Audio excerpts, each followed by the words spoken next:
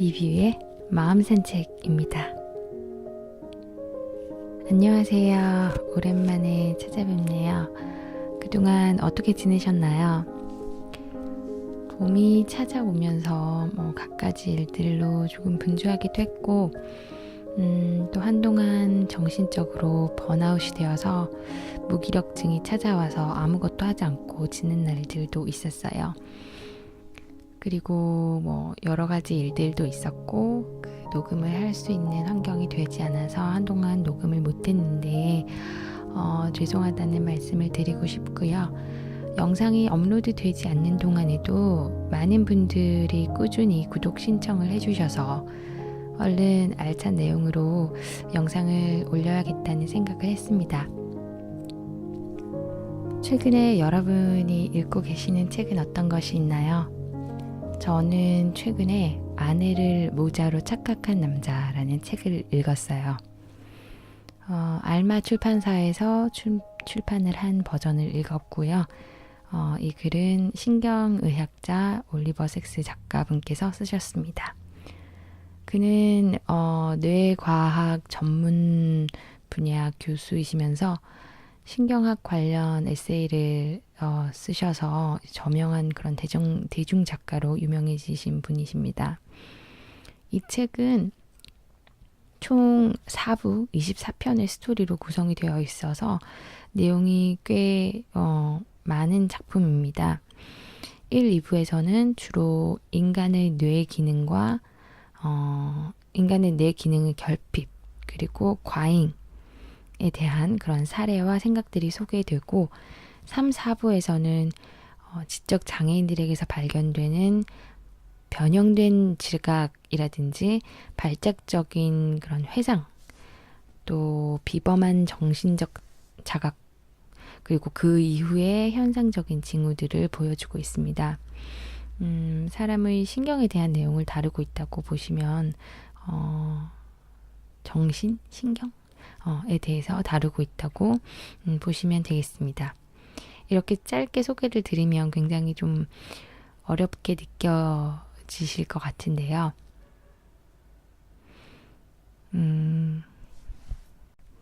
이 책에 대해서 조금 더 다양한 시선에서 리뷰를 드리자면 저 같은 경우는 이 그림이 굉장히 마음에 들더라고요. 가끔씩 보면 책과 함께 그려진 그림들이 책 내용이랑 별로 일치하지 않는다고 느껴질 때가 있거나 내가 상상하던 것과는 좀 다른 그림을 보여줘서 그 상상력을 깨트리거나 아니면 그림이 너무 마음에 안 들거나 그냥 그럴 때도 있는데 이 책은 일러스트도 굉장히 감각적이고 내용과도 굉장히 그 오묘하게 잘 맞아서 그림을 보는 재미도 있었고요. 내용들도 굉장히 신선했습니다. 어디선가 들어본 것 같은 그런 정신적인 문제가 있는 사람들의 이야기를 풀어냈는데요.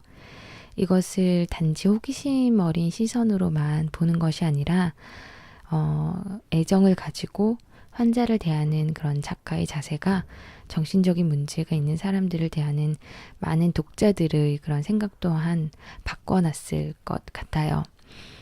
이 책을 보면서 정말 뇌가 우주와 같이 광활한 영역의 그런 장기라는 것을 다시 한번 느꼈어요. 정말 뇌는 너무 신비로운 것 같아요. 뇌의 작은 신경 이상으로 인해서 발생되는 문제들을 작가는 아주 자세하고 생생하게 그려냅니다. 사실 둘러보면 우리 주위에 정신적인 어떤 문제로 고통당하는 사람들이 많이 있어요. 아주 가까이에. 둘러보면 아주 가까이에 많이 있더라고요. 그 사람들의 뇌에서 어떤 일들이 일어나고 있는지 사실 우리는 잘 알지 못합니다. 하지만 이 책을 보다 보면 그들의 고통당하는 그 고통을 어느 정도는 이해할 수 있을 것만 같이 느껴집니다. 사실 우리가 어디가 아플 때 그 아픈 증상을 잘 묘사하기란 쉽지 않은 것 같아요. 아픔이라는 증상은 좀 주관적이잖아요. 예를 들어서 뭐 어디가 콕콕 쑤셔요. 아니면 여기가 뭐 욱신욱신거려요. 뭐 이런 식으로 그 어떤 아픈 증상을 표현하는 것은 굉장히 주관적인 느낌이잖아요. 그래서 어디가 아플 때 그 증상을 잘 묘사하기란 그렇게 쉽지 않습니다. 하물며 정신적인 그런 결함에 대해서 설명하기란 정말 얼마나 어려운 일일까요? 우리는 상상해 보지도 못한 그런 정신적인 문제들로 고통받는 사람들의 상황을 이 책을 통해서 간접 경험해 볼 수 있습니다. 그리고 책을 읽다 보면 그 세상이 무시하고 또 불필요한 존재로 여기는 그런 많은 정신적인 문제를 안고 살아가는 그러한 사람들을 조금은 더 너그러운 자세로 품어줄 수 있게 만들어주는 따뜻한 책입니다. 저는 이 책 전반적인 내용에 대해서 이제 두루두루 다 다루지는 않을 거고요. 책을 읽으면서 제가 새롭게 이렇게 알게 된 부분이나 제 자신의 영역에서 접점 부분이 있는 어떤 그런 부분들의 생각들을 같이 나누어 보려고 합니다. 길 잃은 뱃사람, 기억에 대하여. 기억을 조금이라도 잃어버려 봐야만 우리의 삶을 구성하고 있는 것이 기억이라는 사실을 알 수 있다. 기억이 없는 인생은 인생이라고조차 할 수 없다는 것을. 우리의 통일성과 이성과 감정, 심지어는 우리의 행동까지도 기억이 있기 때문에 존재하는 것을. 기억이 없다면 우리는 아무것도 아니다. 우리는 TV에서 기억 상실증 같은 극적인 요소들을 종종 접합니다. 하지만 이 기억 상실증이라는 것이 어떤 사람의 인생에 얼마나 큰 영향을 미칠지 저희는 정말 상상조차 할 수 없습니다. 책에서 이런 말이 나옵니다. 분유에르 회고록에 있는 비참하면서도 가슴 섬뜩한 이 말은 몇 개의 근본적인 문제, 즉 임상적, 실제적, 실존적, 철학적인 문제를 제기한다. 만약 기억의 대부분을 잃어버린다면, 그래서 자신의 과거를 잃어버리고 현재 자신이 의지할 곳을 잃어버린다면 과연 그 사람에게는 어떤 삶, 만약 그런 게 있다면 어떤 세계, 어떤 자아가 남게 될 것인가? 나라는 존재가 어떤 것으로 구성되어 있는지에 대해서 많은 생각을 하면서 살지는 않잖아요. 그리고 나의 기억이 나를 이루는 그 구성 요소라는 것이 또한 무엇인지 잘 인식하지 못하고 살아갑니다. 적어도 저에게 있어서 기억은 그러했습니다. 그저 좋은 기억을 많이 가지고 있는 사람이 행복한 인생을 살고 좋은 기억이 많이 있을수록 미래에 꺼내먹을 그런 양식이 충분한 것처럼 그런 삶을 풍부하게 해주는 것으로 생각했었어요. 그런데 기억이라는 것이 어쩌면 정말 좀 다른 의미에서, 더 큰 의미에서 중요한 것이 아닌가라는 생각을 이 책을 통해서 했는데요. 이 책에서 과거를 살아가는 한 남자가 나옵니다. 그는 30년 전 어떤 그 과거 속에 머물러 살아가고 있어요. 지난 30년의 최근의 30년의 시간은 그에게 존재하지 않아요. 오직 그 30년 전, 그 과거 일들을 현재인 것처럼 얘기를 하고 형을 보면서도 30년 후에 늙은 그 형의 모습을 보면서 의아해합니다. 형 왜 이렇게 늙었어? 이렇게 하면서. 그래서 과거 속을 살아가고 있는 이 한 남자를 소개를 하는데요. 그 책에서 이런 부분이 나옵니다. 그는 순간 속의 존재이다. 말하자면 망각이나 공백이라는 우물에 갇혀서 완전히 고립되어 있는 것이다. 그에게 과거가 없다면 미래 또한 없다. 끊임없이 변동할 뿐 아무 의미도 없는 순간순간에 매달려 있을 뿐이다. 이처럼 기억이 끊겨서 연속성을 잃어버린 존재를 과연 존재라고 말할 수 있는지 없는지에 대해서 곰곰이 생각해야 했다. 저는 이 작가의 말을 통해 인간의 존재란 무엇인가 좀 생각해 보게 되었어요. 저는 사실 현재를 살라라는 말을 좋아하거든요. 그리고 현실에 충실하자라는 나름대로 인생 모토를 가지고 살아왔지, 과거에 대해서, 특히 불행했던 과거에 대해서는 생각하지 않으려는 경향이 있었고, 이러한 과거들은 내 인생에서 별로 들추어내고 싶지 않은 어떤 것으로 치부해 왔습니다. 하지만 인간이라는 존재는 그런 모든 순간들, 좋든 싫든 그런 모든 순간들이, 그런 사건들이 겹겹이 쌓여서 조금씩 바뀌면서 커오는 게 아닌가, 그런 생각이 들더라고요.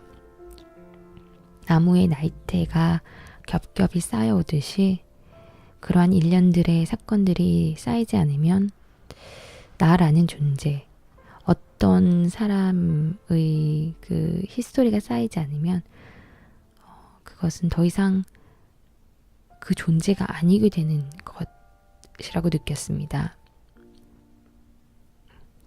책에서 또 이런 부분이 나옵니다. 우리는 다리나 눈을 잃으면 다리가 없고 눈이 없다는 사실을 의식한다. 그러나 자기 자신을 잃어버리면 그 사실 자체를 모른다. 왜냐하면 그것을 깨달을 자신이라는 존재가 없어졌기 때문이다. 정말 그렇지 않나요? 좋은 기억이든 안 좋은 기억이든 나를 나로서 존재하게 하는 이 모든 것들을 받아들이고 지금의 나를 사랑하는 것이 건강한 존재가 아닐까, 이런 생각을 해보게 되었어요. 기억이 존재하지 않는 그 존재는 더 이상 존재가 아닐 수 있음을 깨닫게 한 포인트였습니다. 그렇다면 인간의 존재는 기억으로만 이루어져 있을까요? 2부 정체성의 문제라는 챕터에서도 이와 같은 맥락이 연결이 됩니다. 그 책에서 언급한 부분을 읽어드릴게요. 과거라는 것을 지니고 있으며 연속하는 역사와 과거가 각 개인의 인생을 이룬다. 우리는 누구나 우리의 인생 이야기, 내면적인 이야기를 지니고 있으며 그와 같은 이야기에는 연속성과 의미가 존재한다. 그리고 그 이야기가 곧 우리의 인생이기도 하다. 그런 이야기야말로 우리 자신이며 그것이 바로 우리의 정체성이기도 한 것이다. 우리가 우리 자신으로 존재하기 위해서는 반드시 자기 자신에 대한 정체성을 가지고 있어야 한다. 자기 자신의 인생 이야기를 필요하다면 되살려서라도 가지고 있어야만 하는 것이다. 우리는 우리 자신, 즉 지금까지의 이야기인 내면의 드라마를 재수집해야 한다. 우리의 정체성, 자아를 유지하기 위해서는 이러한 한 편의 이야기, 즉 연속적으로 이어지는 내면의 이야기를 필요로 한다.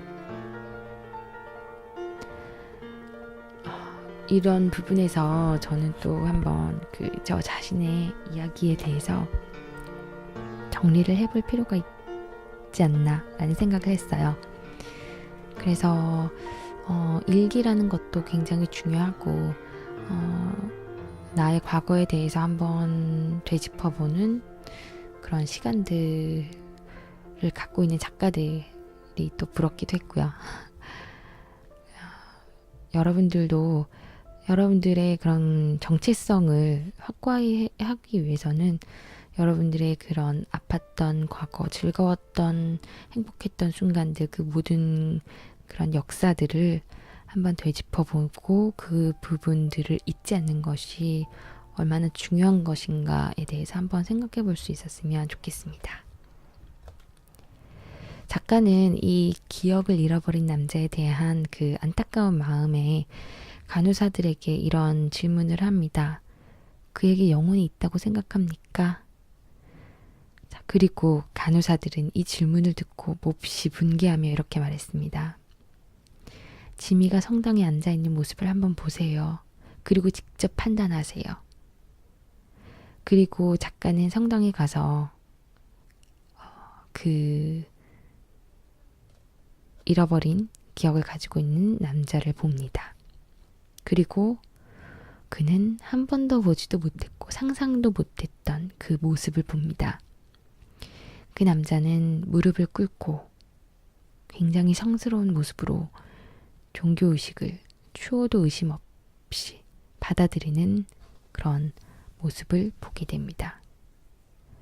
그의 마음은 미사의 정신과 혼연일체를 이루고 있는 것처럼 보였죠. 책에서 이런 말이 나옵니다. 인간은 기억만으로 이루어진 존재는 아닙니다. 인간은 감정, 의지, 감수성을 갖고 있는 윤리적인 존재입니다. 이 책에서 한 가지 더 언급하는 것은 신경학적인 의미에서 그런 기억과 존재에 대한 이야기 뿐만이 아닙니다.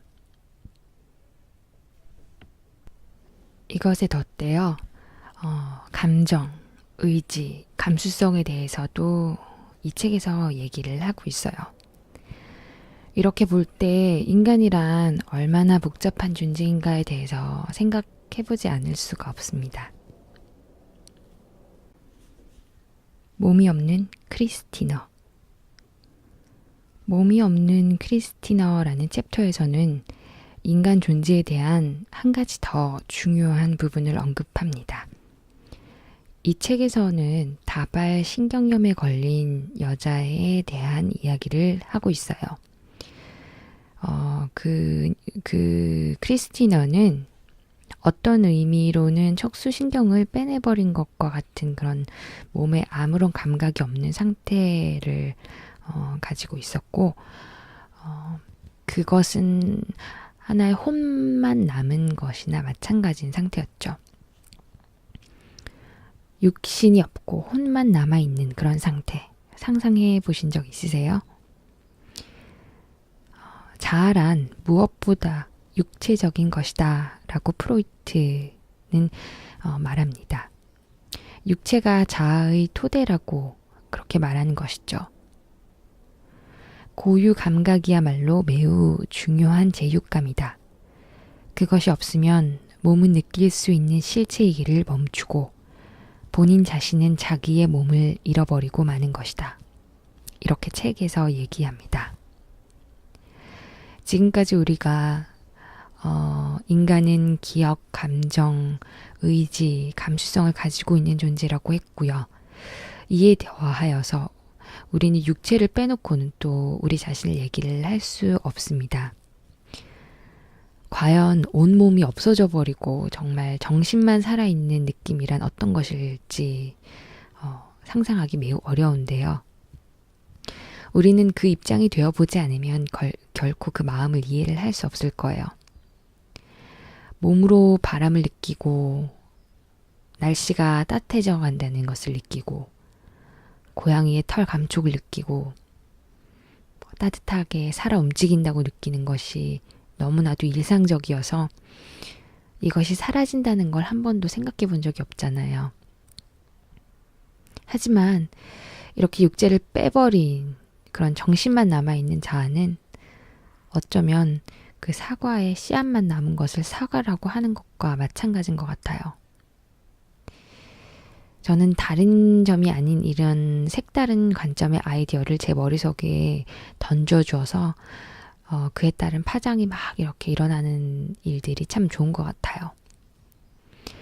이것이 저에게 뭐 어떤 큰 영향을 주든지 안 주든지 나 자신과 세상을 조금은 다른 시각으로 보게 하기 때문에 굉장히 신선한 것 같아요. 여러분들은 이 책에 대한 내용들이 얼마나 호기심 있게 느껴지셨는지 모르겠네요. 오랜만에 책 리뷰를 또 하게 되었는데 나름대로 이 책에 대한 애정들이 조금 생겨나서 이렇게 리뷰를 또 나누게 되었어요. 지금 제가 얘기했던 것은 2부까지였고요. 3부, 4부 내용은 다음 시간에 또 얘기를 나눠보도록 할게요. 들어주셔서 감사합니다.